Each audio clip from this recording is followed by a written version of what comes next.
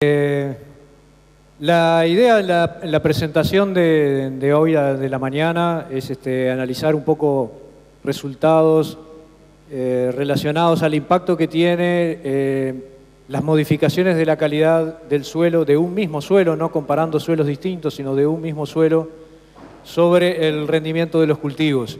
Y cuándo o en qué parámetros tendríamos que fijarnos para definir si las modificaciones en la calidad del suelo se terminan definiendo o generando limitantes para la expresión del rendimiento de los cultivos.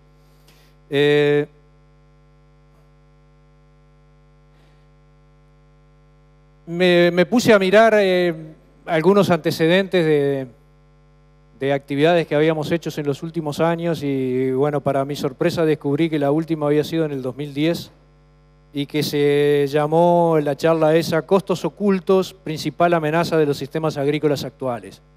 Eso discutimos en el año 2010, cuando evidentemente el marco de referencia era un poco diferente al que está hoy, y básicamente lo que estábamos tratando de discutir eran aspectos relacionados a aquellas características del desarrollo de la agricultura que debíamos considerar para que la calidad del suelo no se transformara en una limitante importante. Y entonces costos ocultos les llamamos a aquellos que están implícitos en el sistema de producción y que normalmente cuando tomamos la decisión año a año no los tomamos en cuenta. Que definen muchas veces el resultado que tenemos, pero que no los ponemos en la cuenta cuando hacemos el cálculo de si nos va bien o nos va mal al cerrar el ejercicio de cada año. Y que en muchas veces la diferencia entre ganar o perder está en cuánto usamos de esos costos ocultos y cómo los valoramos. Y bueno, básicamente la discusión estaba relacionada que la agricultura la tendremos que visualizar como una fábrica que produce granos y que por tal tiene su estructura física que debemos conservar porque es la máquina que nos va a permitir mantener funcionando el sistema a lo largo del tiempo y que por tanto los costos ocultos del sistema que nosotros no tomamos en cuenta todos los años se transforman en algo así como la amortización de un edificio o de este galpón, y que si no los tenemos en cuenta en algún momento van a hacerse visibles o van a ser costos explícitos del sistema de producción. Y dentro de esa fábrica en la cual nosotros producimos grano para producir alimento, fibra, energía hoy, uno de los componentes importantes es el suelo, es la máquina sobre la cual, o la máquina que nos ayuda a producir en esa fábrica, y el costo de mantenerlo lo tenemos que considerar todos los años, a pesar de que es un costo que se diluye a través del tiempo. Y por eso la idea que manejábamos era considerarlo como la amortización del sistema. Y la dificultad importante está en que a veces uno no considera el mantenimiento o la amortización de un auto, pero finalmente lo tira y trae otro. Bueno, en la fábrica en la cual nosotros trabajamos, reponer la máquina esta que es el suelo es bastante difícil, no imposible, pero hay que cambiarse de lugar y eso prácticamente cada uno individualmente lo puede hacer, pero como sociedad eso es muy difícil de realizar y por tanto comprar una máquina nueva es todo un problema, hay que armar una estrategia para mantenerla funcionando.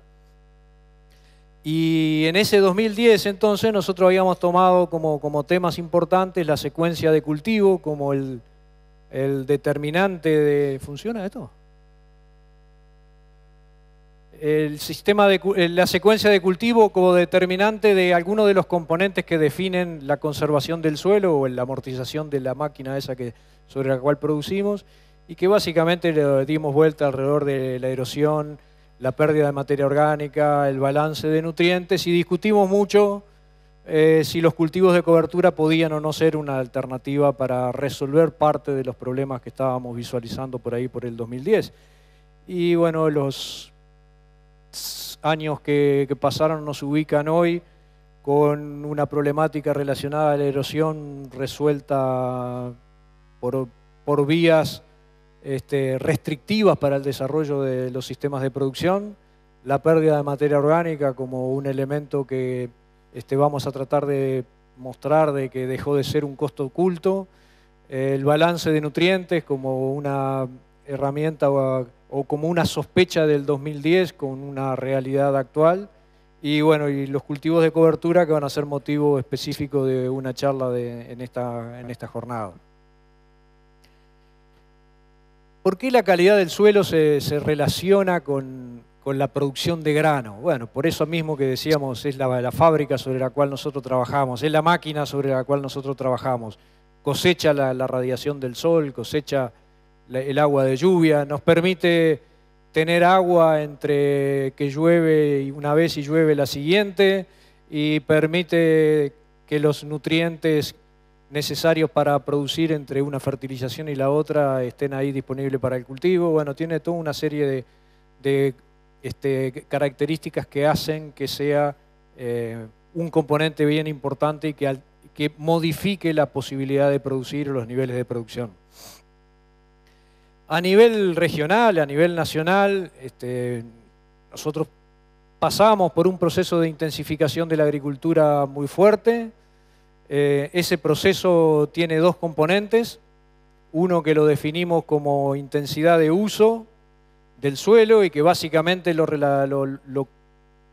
caracterizamos con indicadores como cuánto es la relación del tiempo en que el suelo está usado como pastura, cuánto está usado como agricultura, dentro de la fase agrícola, qué intensidad de uso hay, cuántos cultivos hay, qué cultivos hay.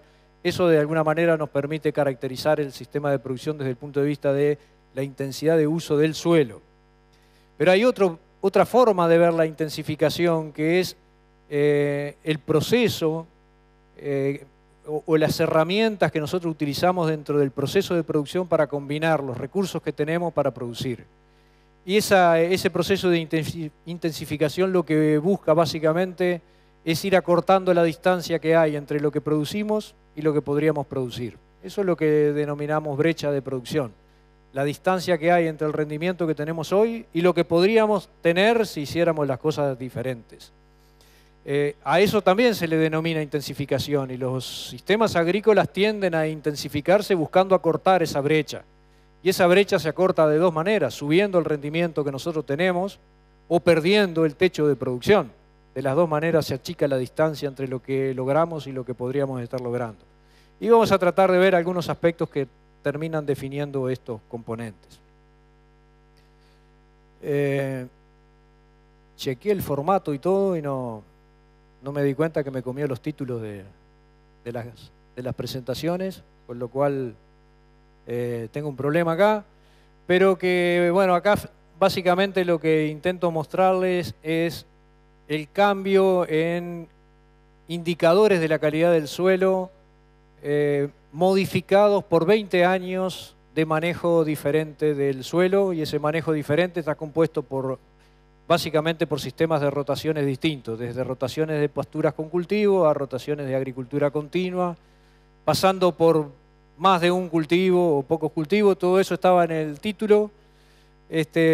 Básicamente lo que les quiero mostrar es, miren el eje que está, se suponía que esto marcaba, en el eje que está en las ordenadas, un valor que define si está por arriba o por debajo del valor promedio, y las tres grupos de columna corresponden: uno a una rotación de agriculturas pasturas en siembra directa, el otro en agricultura continua, pero la fase agrícola muy diversificada con distintas combinaciones de cultivo, y en el tercer grupo, el que está rojo, agricultura continua con un cultivo por año, que básicamente es en este experimento soja-barbecho. Lo que vemos en esta figura es que después de 20 años de manejar el suelo de manera distinta y con una salvedad importante, la erosión controlada por debajo del límite establecido, ahí aparece erosión menos de 4 toneladas, en este suelo la erosión, la tolerancia es del orden de las 7 toneladas, o sea, la erosión controlada, el cambio que hubo en la calidad del suelo definida como dos características químicas: carbono orgánico del suelo, que es lo que aparece como COS, y potencial de mineralización de nitrógeno, lo que aparece como PMN. Y lo que vemos ahí es que en la medida que salimos de lo que tradicionalmente hacíamos en el Uruguay, rotar pasturas con cultivos sin labranza, pasando por agricultura continua de alta intensidad de uso a agricultura continua con un solo cultivo, hay una reducción en la calidad química del suelo medida como materia orgánica y potencial de mineralización de nitrógeno. Y que ese cambio pasa del verde primero que está marcando en el 1 a el rojo que aparece donde dice agricultura continua barbecho. Si en lugar de mirar lo que tradicionalmente miramos, que es carbono y potencial de mineralización de nitrógeno, miramos propiedades físicas, en las propiedades físicas vemos un cambio desde un sistema que rota pasturas con cultivos, sin labranza, a una agricultura continua, intensiva, diversificada, con muchos cultivos intercalados dentro de la secuencia. No hubo un cambio grande en las propiedades físicas, y sí lo hubo en la medida que nos fuimos a un mismo nombre, agricultura continua, pero compuesto por un cultivo por año, y lo que tradicionalmente, o lo que se hizo durante mucho tiempo, un cultivo por año y 6 meses de periodo de barbecho. Ahí lo que vemos sí es una pérdida importante. Por tanto, agricultura continua desde el punto de vista de las propiedades físicas del suelo tienen un resultado diferente. Sí es muy intenso y con relación a si hay un solo cultivo por año. Esto es el resultado de 20 años de hacer esos sistemas de producción. Por tanto, dentro de esa categoría de costo oculto, no es algo que se ve en un año, es un proceso que nosotros lo definimos como degradación del suelo y que es sutil. Es algo que es imperceptible año a año, pero que se acumula todos los años. Y por tanto, al final se puede ver el problema, se cuantifica el problema. Entonces es un proceso sutil, acumulativo y que se manifiesta en el mediano plazo. Y que por eso es muy difícil valorarlo. Y así como a nosotros nos cuesta valorarlo, los cultivos también reaccionan de esa manera. La primera caída, el cultivo no se entera del problema. La segunda caída no se entera mucho, pero hay un momento a partir del cual empieza a responder a ese cambio de calidad del suelo. El suministro de nutrientes se vio claramente afectado dentro de esta fase de agriculturización, por llamarlo de alguna manera, al cambio en el sistema de producción. Esto es un trabajo que seguramente ya vieron en varias oportunidades, presentado por Hoffman, que muestra la cantidad de nitrógeno que absorbió un cultivo creciendo sobre suelos con distintos años de agricultura después de la última pastura, y es el nitrógeno que dio el suelo, o sea, el que absorbió el cultivo de trigo, de cultivo de invierno, sin fertilización. Y lo que vemos acá es claramente, en la medida que el sistema se va alargando, la fase agrícola se fue alargando, el suelo da cada vez menos nutriente. Bueno, ahí tenemos el reflejo de una caída en la cantidad de carbono y de potencial de mineralización de nitrógeno. Los cultivos se enfrentan a una oferta de nutrientes desde el suelo disminuida. Si en lugar de mirarlo como años de agricultura, lo miramos como un índice de calidad de suelo y lo relacionamos con la distancia que hay entre el rendimiento que tenemos y lo que podríamos tener. En este caso sí se ve el título, y lo que hay es medido en kilos por hectárea de trigo. ¿Cuántos kilos hay de diferencia entre el manejo de la fertilización que normalmente estamos haciendo y un manejo que los nutrientes serían no limitante del rendimiento, o sea, está sobrefertilizado? Y lo que vemos ahí es una reducción de esa brecha, de esa distancia. Y lo que hay abajo es un índice de calidad de suelo que en la medida que sube el valor, el suelo está cada vez mejor. Es el mismo suelo afectado por manejo de cultivos también. Y lo que vemos es que en los valores de índice de calidad de suelo de 1,5, 1,6, hay una poca distancia entre el rendimiento que logramos y lo que podríamos tener, y en la medida que la calidad del suelo se va perdiendo, esa brecha se va agrandando. Si esto lo juntamos con la información que mostramos en la gráfica anterior, podríamos decir, bueno, si los suelos dan menos nutrientes y seguimos fertilizando igual, es lógico que se aumente la brecha.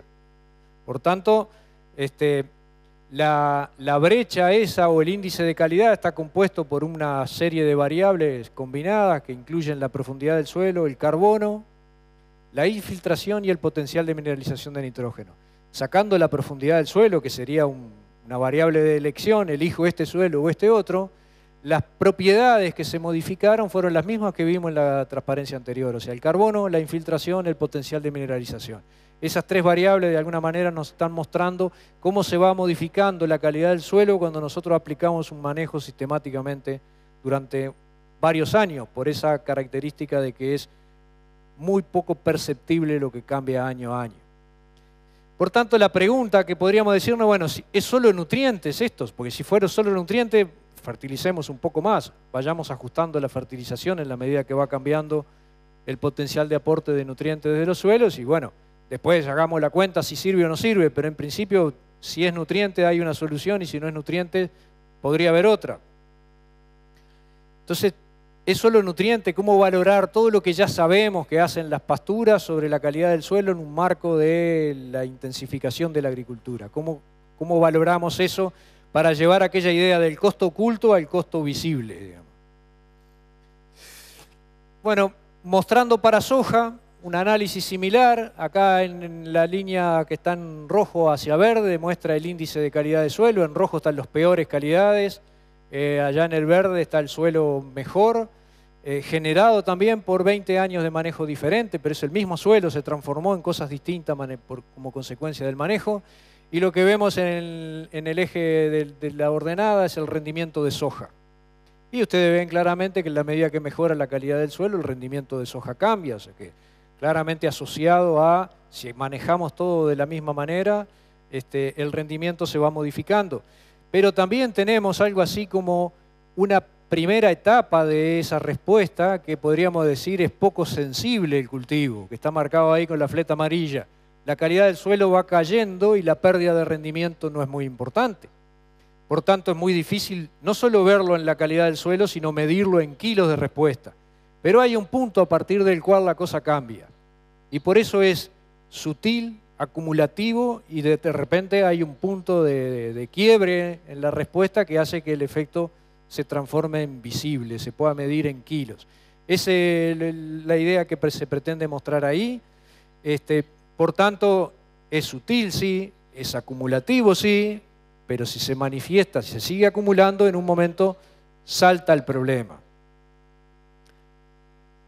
Veamos entonces cómo estas propiedades del suelo se relacionan con los años de agricultura, que es la variable o el cambio en el sistema de producción más importante que ha habido en este periodo 2010-2017, que empezó por ahí por el 2002, 2004, 2005, pero que entre el 2004 y el 2010, ningún suelo sabía que íbamos a hacer agricultura continua. Todos decíamos que íbamos a hacer agricultura continua, pero en realidad habíamos salido de pradera y 5 años de agricultura todavía podíamos volver a pradera y el suelo no se enteraba del cambio.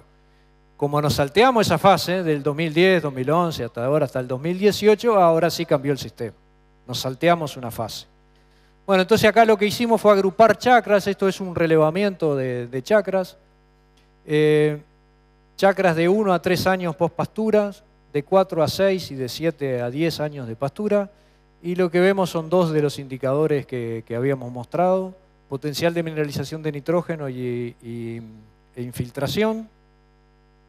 En primer lugar, los dos indicadores son sensibles. En la medida que los años de agricultura van creciendo, se reduce la capacidad de aporte de nitrógeno desde el suelo y se empieza a afectar la infiltración del agua de lluvia. Esto no está medido como conductividad del agua en el suelo, sino como agua de lluvia. Y entre 7 y 10 años claramente vemos eso, menor aporte de nutrientes y una pérdida importante en la capacidad de infiltrar agua.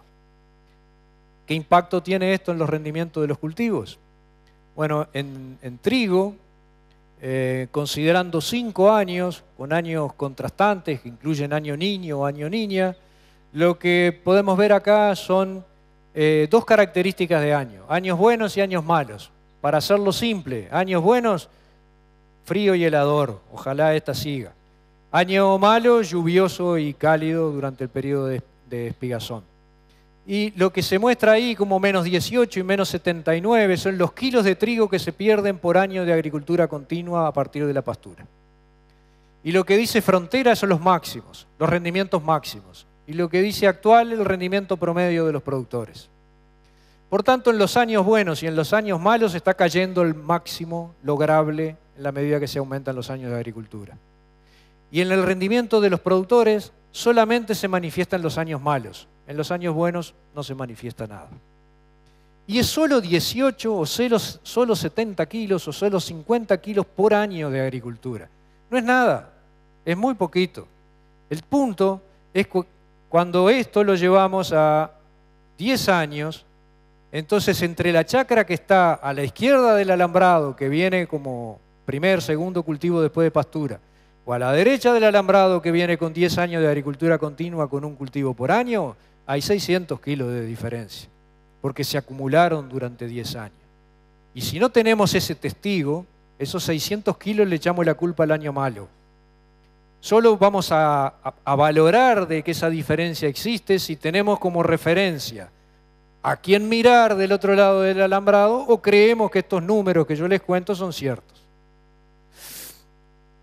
En este caso lo que les muestro es, abajo un índice de clima, los positivos son años buenos, los negativos son años malos, y lo que aparecen en curvas son barras de isolíneas de rendimiento, o sea, líneas de igual rendimiento. Entonces lo que podemos ver, y no me funciona esto, es del 0 para allá, que son años buenos, se pueden tener 6.000 kilos de trigo, casi que independientemente de los años de agricultura, hasta 6, 7 años de agricultura. Se pueden tener más de 5.000 kilos sin problema, 10 años de agricultura, hay años buenos. En la medida que nos vamos viniendo hacia el menos 4, menos 5, ¿está bien? Si nosotros miramos dónde están los rendimientos altos, están en fases agrícolas cortas. Y si juntamos 10 años de agricultura con el peor año, los rendimientos máximos son de 3.500 kilos.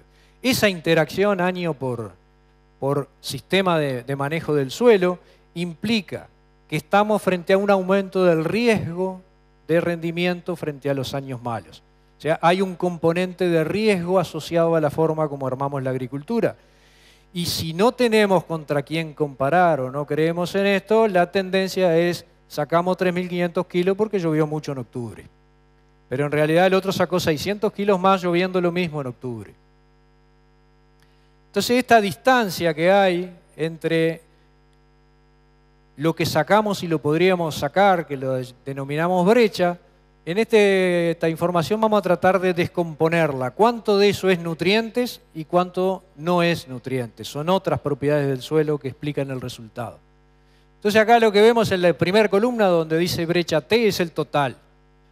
Entre el 1 y el 10, la brecha, la distancia entre lo que logramos y podríamos obtener al principio es de 1.500 kilos, a los 10 años es de 2.500 kilos. Aumentó la brecha.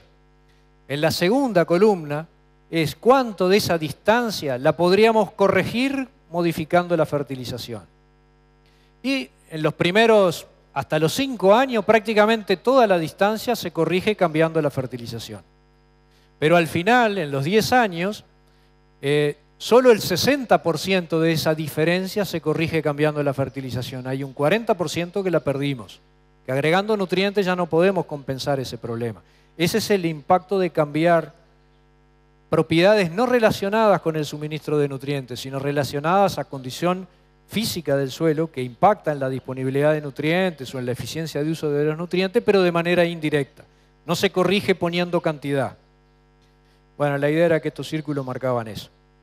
Entonces ahora miremos de vuelta la línea de calidad de suelo, donde en el verde están las situaciones de suelo de alto potencial de mineralización de nitrógeno y en el rojo la pérdida de calidad de suelo asociada a pérdida de infiltración y pérdida de estabilidad de agregados del suelo que lo hacen susceptible al escostramiento y al escurrimiento de agua.